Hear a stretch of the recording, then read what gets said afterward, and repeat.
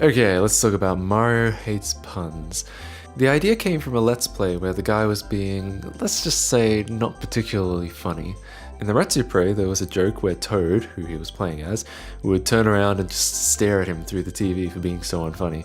And something clicked in my head and I thought, yeah, that's exactly what should happen.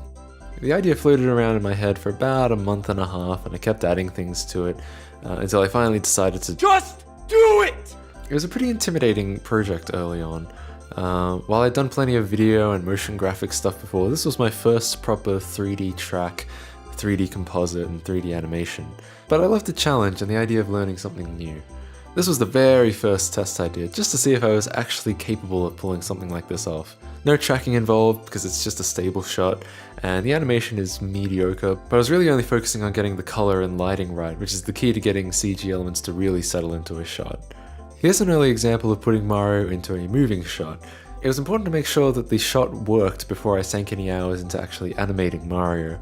The fact that he's floating is actually a mistake, but the way Mario seemed to move right with the camera, as well as this other test I did of a non-floating sphere in the same shot, convinced me that the 3D tracking was working. You really can't have enough tracking points when you're doing 3D, so setting up these little bits of electrical tape around the room was a huge help. Afterwards I just painted them out so it wouldn't look weird. Mario's eyes on the cover of the game looks simple but is actually somewhat complicated. Of course the original footage is just placing the game down. Then in Photoshop I got a copy of the cover art and essentially recreated his eyes from scratch. Then I pretty much had full control over his eyes and could do anything I wanted with them. Once again, the key to getting CG elements to fit into a shot is matching the lighting and the color, and sometimes putting a little bit of a blur on just in case it looks too sharp. I added a digital zoom here because it seemed like most people didn't notice that his eyes had moved at all until it was pointed out to them. The in-game footage of Mario staring at the camera, very basic. I noticed that when you reverse in the game, Mario turns his head all the way around, almost as if he's staring at the camera. So I just cut out his head and placed it on top of Mario driving forwards, and then animated a little to match Mario's movement, and that was it. Getting Mario to jump out of the game, there were two steps to it really. One is him inside the game, and the other is him outside the game, in the real world. The game world was very basically recreated, just to get the angle and position right so that I could paint Mario out of the game footage, and stick this new Mario in that could be animated to do anything. This was the first shot I ever animated in 3D after years of wanting to, and it was very encouraging the way it turned out in the end.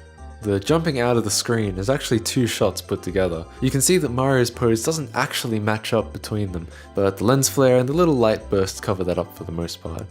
One of the first mistaken assumptions I made with CG was that everything had to be perfectly precise, which is actually not true, not really possible, and if you're like me, you'll drive yourself crazy trying to do that. Instead, you're better off matching your effect as close as possible and then using whatever natural looking tricks you can to cover up any flaws.